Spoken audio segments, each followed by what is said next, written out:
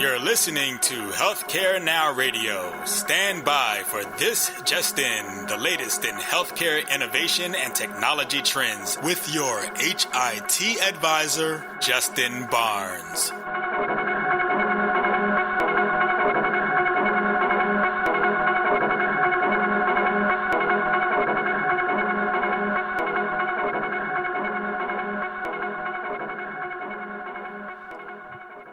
Thank you for tuning in, and welcome to This Just In. I'm your host, Justin Barnes. In these segments, I'll bring you the latest advancements in business, strategy, corporate growth, and innovation. As always, we're broadcasting from the This Just In studios on the Business Radio X network, as well as the Healthcare Now radio network. For this episode, my 153rd episode, we have a very special guest, Brett Hunsaker, who oversees the Southeast for Newmark Knight Frank, a global commercial real estate firm based out of New York City. Welcome to the show, my good friend. Glad to be here, Justin. And I love hosting these shows. We're going to focus today on business best practices and strategies. And a little background for my audience. Brett and I have known each other for about 15 years, but became close friends during a Metro Atlanta chamber trip to Italy, I guess about 6 years ago. And I think our wives actually first suggested that I have you on the radio because they find our dialogues so entertaining. And as I was prepping for the show, I realized this could go really good or really bad. It's always 50-50 with us. Exactly. And just so the audience know, we are close like brothers, and therefore how we communicate can scare some people. But I always enjoy our lively conversations and discussions, and very glad you're able to join the show, brother. Glad to be here. So for my audience, you possess a great in-depth knowledge and expertise on marketing, sales, business development. And when I thought about this show, I'm just grateful that you took the opportunity to join us because, I love sharing best practices and strategies and wisdom with my audience. And I know that you have a lot around sales and marketing specifically, but all around you give really great advice. But also for everybody to know, Brett is known as Mr. Shmooze and has been doing sales and marketing as well as leadership of sales executives for 30 years based right here in Atlanta, but primarily focusing on the commercial real estate market.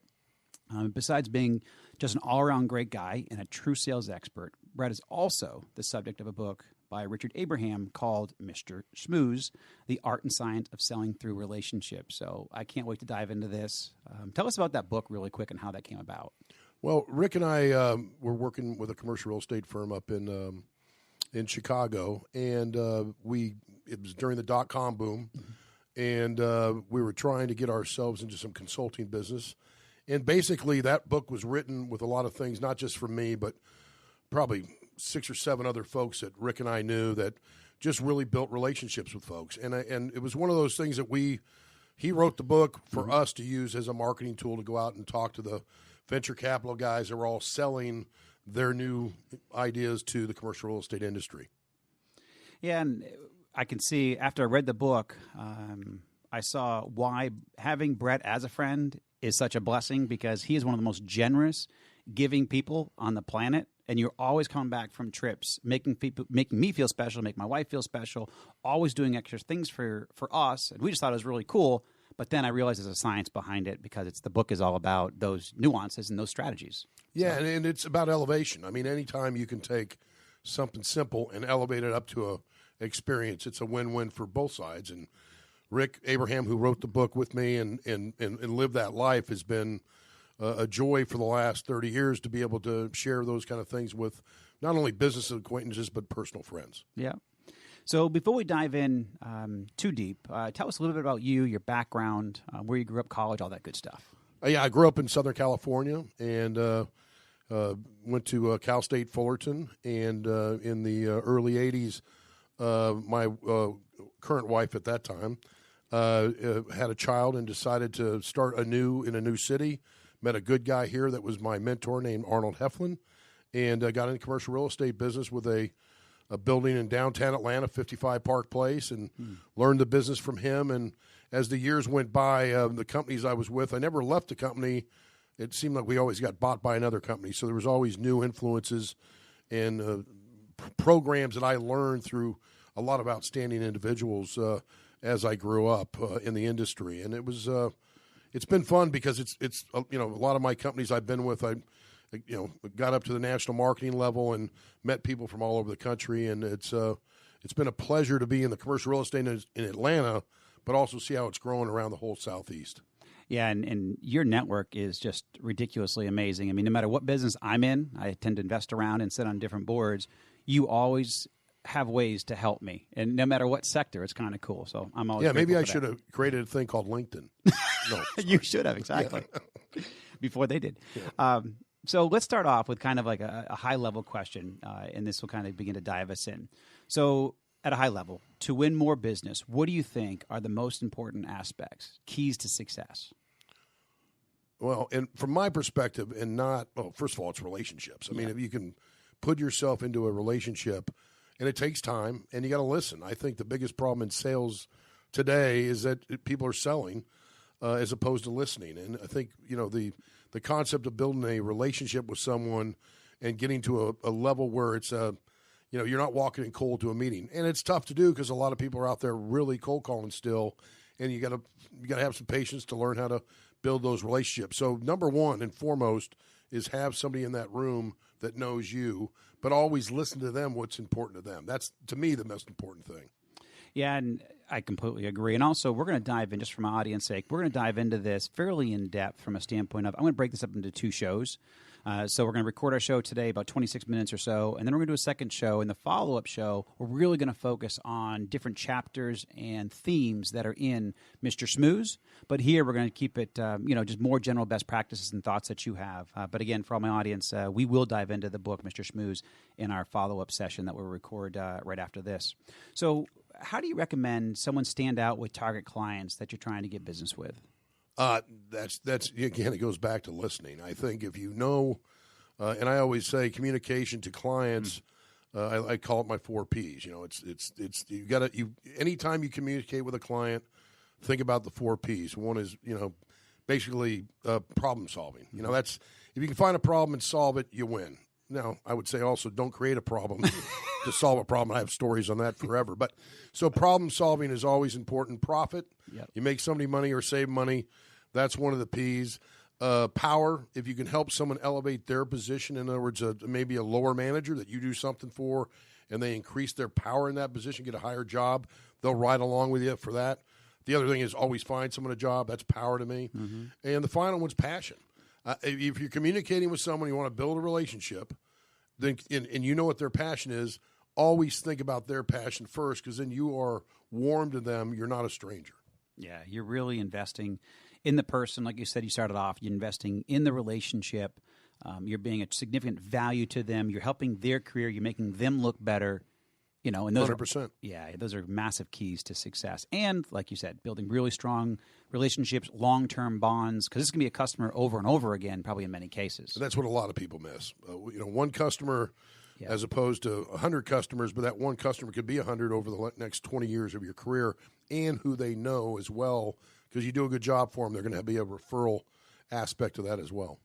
Yeah, and actually, I do want to hone in on that a little bit, because that's how we, when we're building Greenway, that was how we got the most success, is we didn't just sell to everybody. We sold to the very right customers that fit our profile. We made them very successful. They became very strong advocates for us, and then we were getting referrals. Referrals are free for the most part. I mean, gosh, when someone sends you a customer or a prospect, that's the very low cost of zero to entry. And then you do a good job for them. They might send you to 10 more people, and that's a great way to network. It's the herd mentality. You actually create the herd. Exactly. And we did that very successfully in the Southeast, took it national, and then took the company public based on that platform and that infrastructure. But then also at the end of it, I know that we'll dive in probably more of our second segment around service. And this is just one piece, and I'll drop different pieces of the book that I loved. But you talk about how sales and service are so integrated. And I think people miss a couple of things. First of all, we just talk about building a relationship long-term rather than transactional. So don't see them as a transaction, see them as a relationship. But then also, when you do build these relationships, when your company goes in, service that customer as well. Don't just hand it. You might hand it off to your service department to implement or support or whatever. And this is more my world than probably your world, because in the software sector and in the corporate structure, we hand things off. However, we always told our salespeople, stay involved in the opportunity. They can give you referrals and leads in the future, but then also see that deal through, see the implementation through, see them as a customer, see how successful they're being, be an advocate for them. Even if you have 100 customers, you'd be very successful at that point if you sold 100 deals, but you can still manage all that on a, once in a while, just checking back in. It means a lot to everybody. It's the number one problem is follow-up. Yeah. And again, you have to have a strategy for your follow-up. I talk a lot about databases and pruning those databases and figuring out. And again, follow-up is the thing that's lacking. In the commercial real estate industry, people sign 5 to 7 year leases, maybe 10-year lease. So you do a deal. It's not, you don't have to worry about that customer for 5 years. Well, first thing, if you don't follow up, somebody else is going to be calling on them. Yes. And secondly, they may have needs. And it's hard to do, but in discipline-wise, you need to have 3 to 4 contacts a year with everybody in your database that's a client. And just ask them. I mean, the number one thing that changes in a lot of our relationships in careers is people's job titles. So you have a database, maybe you're sending marketing materials out or just keeping in touch, but you don't have the right title, you don't know someone's advanced. I mean, keep yourself focused on simple things. Always, in my opinion, when you're checking in, and it's getting interesting now, but always call through the front desk. The receptionist is a gatekeeper for people trying to get to your client, but also your best source to keep people away from your client. But understand that. Find out who in that respect, because a lot of people now call on the direct dial. They call someone on their cell. If that receptionist knows that you have a relationship with that C-level guy, then no one's going to get to that C-level guy in your industry except for you. That's actually an excellent point. And actually, I won't give out the name, but there's someone that we have in common that's a very prolific investor here in town. But no one can ever get a hold of him. I can, but I actually go through his assistant sometimes because that way I can find out where he is. He may be he's out of the country a lot of the time, but it's just easier to go through her to find out where he is, what his travel schedule is, whereas he may not be able to respond, or I don't want to bother him if he's, in New Zealand or something. I don't need to talk to him emergency wise. So, she probably knows the answer to a question. Very true. More than he does. So yeah. Very good point. So you mentioned this term, FDO. So tell me about this program and give me a little bit of an overview, because I don't know what the heck it means. Yeah, well, it's interesting because I came up with this way before social media, and where there's not as much contact anymore between people. But FDOs is food and drink opportunities. You have 5 days a week, breakfast, lunch, and dinner. Okay, breakfast, lunch, and drinks. Yep. That's 780 of those a year if you take it 52 weeks. Oh, wow. So it's 780. My all line, what I'll tell salespeople, if you're doing under 300, you need to get out of business. I mean, you need to go sell shoes at the store, or you just don't need to be in sales if you're not making that many contacts. Now, if you're over 600, you probably need to go to Betty Ford. So, I mean, it's one of those relationship things that you got to figure it out. But a good, strong number, 400, 500 FDOs a year, you're actually breaking bread, having a drink, meeting someone and talk to them. And I think we're losing that these days. I mean, it's I'll just send an email. It's amazing when you talk to people under 30. I'll just go through LinkedIn, or I'll go through this. You have to put yourself in a position to break bread. A lot of people will say to me, well, I'm new in the sales. I don't have an expense account.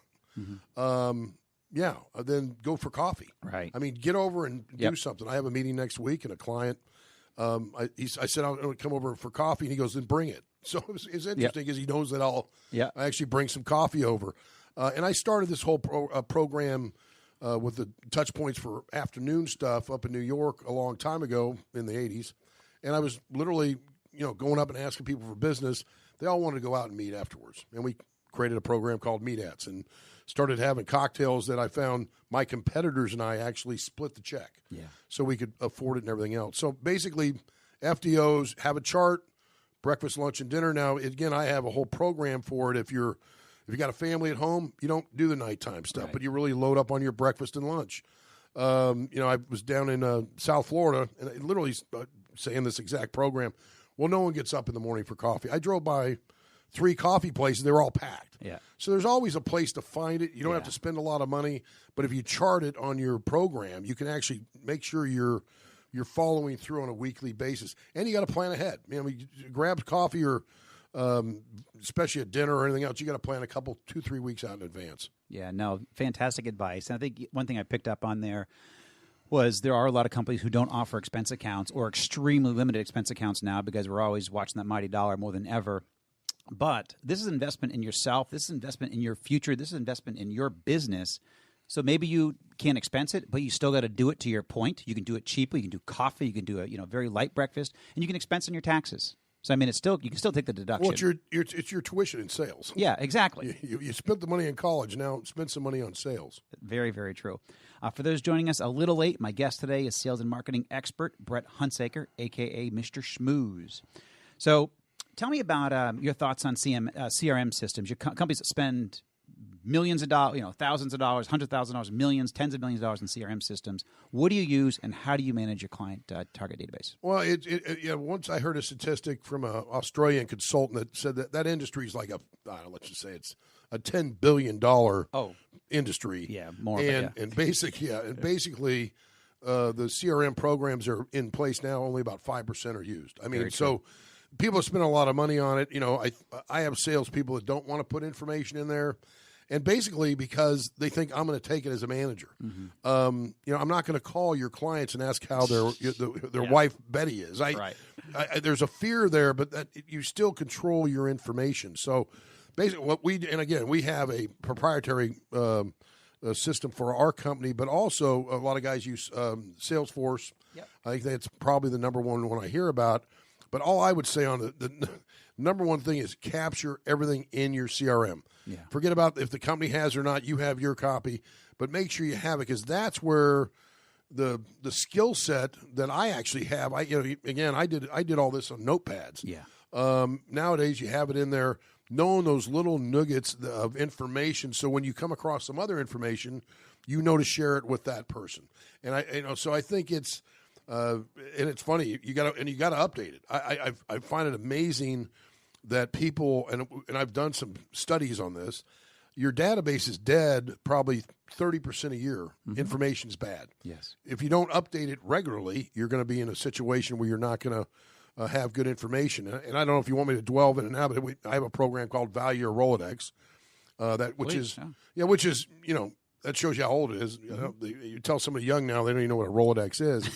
But basically, and do it, semi-annually. But I print out my database, and I print it out on recycled paper. But I have a big database. I probably have 1,200 folks in just the database, and then I go by and I literally rank everybody on a scale of 0 to 3. 0 being someone I just met, I don't know. 3 being you. Mm-hmm. You'd be a 3. By the way, it has to go both ways, and this is for personal relationship. Yep. And, it's funny when you do this because a lot of people get to a point where they all think everyone's a 3 and the person doesn't even know them. But you just do that individually. Don't do anything else. Go down the list and rank it. Then I turn around and re-rank it on a scale of 0 to 7 on their decision-making power. Mm-hmm. 7 being an absolute decision maker, a CEO, someone that can a building owner, business. A building owner. A 6 is a high-level person. A 5 is an influencer, which is key in a lot of places. Yeah. And basically you go down to a 0 is someone that, is a friend or somebody, or as I say sometimes when I speak, is somebody's mom. And I said the mom is a 7 if she's a CEO of a company. So either way, but I rank them up, 0 to 3, 0 to 7, and I add them up. Yeah. Your 10s, and no one has a ton of 10s. Correct. I mean, it doesn't matter who it is. Yeah. It's just hard to really maintain a 3-level friendship with a decision maker because you've got time issues. Yeah. But you rank it up, and then I always look at the people you have that are strong 5, 6, and 7s on the decision making, and are 0s or 1s in relationships. And I work on those relationships. I usually take about 40 of those folks every quarter. Why 40? There's 20 business days in a month. I know I can take 2 people a day and do something to try to build a relationship. And they wash out. Probably out of that whole thing, you'll increase 5 or 6 people's rating. And that's building the relationship. That makes your database and your CRM program full value. Wow. That's strong. Very powerful. And also in the book that we'll touch on here in a little bit, but you do talk about the importance of knowing people personally, take a genuine interest in them, knowing their families, their children, and what they like. And you track all that also inside your CRM. That's all in your CRM. Yeah. As a matter of fact, I think I have 24 different personal characteristics that I track, and then and most of the time you have about 15 or so. But I will share with you. I had a sales guy, and he's still in the business here in Atlanta, but he was a cold caller, and he's making about 15,000 cold calls a year. He was making West Coast. He'd go to at 7 o'clock at night. He'd start the West Coast. He came to me. He was saying he was just having a hard time building relationships. And I said, well, here's this 24 characteristics. This is something that you can use, and when you pick up one, it's fine. Pick up two. Well, I didn't clearly tell him my strategy. He took that and emailed it to his whole database. Oh, no. And asked them to fill it in and send back. So I got some phone calls from CEO guys going, what is this guy, a stalker? Anyway, so you build everything and it really, I think you made a good point there. Everything you touch that you feel is value, which is, in my mind, building a relationship, everything. Yep. And you plug it in somewhere in your CRM because at least it'll be a nugget somewhere down the road that'll pay off. Yep. So here we're going to go to the rapid fire rounds just because I want to get through a couple other points here. You manage a lot of salespeople, and you have for your past 30 years or so. What's the best advice for them to be more successful and drive more business revenue? Work ethic. I'm seeing, as a matter of fact, Rick wrote another book called Sales Drive. The it's not going to just come by email. So work ethic is you put in the time, and you have to. And again, it's out meeting people, shaking hands. Big in associations. Find associations that you can relate to, personally stuff or business stuff. But be out there and be active. And work ethic and drive, which is hard to teach, is one of those things I'm not seeing as much as I have in the past. I mean, I don't remember taking a vacation when I was in my 20s when I was working. And it appears that everyone now takes a lot of vacations. So not that you have to have no personal life, but you put in the time. Maybe that's the other one, put in the time. Yeah. No, actually, I completely agree. It's and you talk also about structuring time. I think it's very important that you do structure time out to do certain things. Like you do so many calls a day, so many meetings, so many breakfast meetings, so many lunch meetings, potentially dinner meetings. And it's consistency, and it's a focus, and it's a drive. And I don't see a lot of it out there today, but I know that's exactly how I achieved my success. I know that's how you achieved your success. It's deliberate. We are deliberate with our time. And if you're deliberate with your time, you can make a tangible difference and have great success. Yeah, you and I wouldn't be friends if we had a virtual trip to Italy. Good point. I mean, we would not be friends. I mean, you just wouldn't. You're right. You have to get there and muck it up and see what happens. That's actually a great point. So in that world, in that vein, what are your thoughts on sales and marketing via social media? It's a necessary. You have to have it. Yep. You have to have a plan. The problem is, again, it is not the plan. And if you're not out there meeting people and getting eye to eye, I think you have in the industries we sell in. I mean, there's still always going to be commodity selling that you don't have to be person to person, all that stuff. But in the real world where you want to sell the big ticket items, you definitely need to have face-to-face meetings. And I think the social media ties into that. So I think what you do and blogs and the podcasts and all this stuff, I think it's valuable, but you're always giving something to the person. Yes. You're not trying to sell. Yes. And I think the biggest problem is and again, I've been told I'm wrong, but my strategy at Lincoln, anyone sends me a thing, I say yes. Yeah. Well, now, I'm 18 degrees separated with people, and they're trying to sell me something, but everyone's just trying to sell. Yeah. I think you have to give a benefit for me, and that's part of the thing we do. Rick has a Mr. Shmooze weekly column that we send out, and it's just about helping them out. So I think it's social media is there. You got to have a plan. You got to have it in place, have it structured, but make it sure it's not the only plan you have. Yeah, and also as you talk, I hear a lot of best practices. This is not just for sales teams and sales leaders. All CEOs need to be sales leaders. They're leading the sales for the organization. It rolls up to them at the end of the day. And so just hearing these best practices, because I coach a lot of CEOs now, not many have this expertise. They've chosen not to learn. Well, my salespeople will handle it. No, you are the biggest salesperson for your business. You have to go sell investors. You have to sell big customers. You have to sell new customers. You have to sell employees on your business. You are always selling. And everything we spoke about so far are best practices in every one of those scenarios that are critical to your business and growing your business and staying alive. So this show is really for everybody that's building a company, not just salespeople. A couple of times you've mentioned the word elevate. What are some examples for us in that regard? I've got a ton of examples in that, but I think I'll give you an easy one. So everyone plays in charity golf outings these days. So Mondays. Oh, I stink, so I got out of those, but yes. I prefer that you don't play with me. But correct. And again, I'm a, as they know in golf, a 36 handicap, but I play to a 42, which shows you how bad I am. But everyone has fun when they play, and I think that's my goal. Is you can play with the best player in the world, but if they're having fun, then it's okay. But elevation. So if you have again, right now I just got an invitation to another one next Monday, and how do you elevate that? Well, first of all, before the round, you can always send information on the club they're going to play at. Something simple, just so a real golfer will read it and understand it. But the one thing I like for elevation, to give a best example, every club has a pro. You're going to go out there in a charity golf thing, and you're going to be playing, 18 holes. But go out and hire with your clients or with you. Hire the pro for 2 holes. Pay him a couple $100, and the pro comes out and he gives a lesson for 2 holes. Oh, wow. That to me is elevation. Yeah. It stands out, and no one else sees it.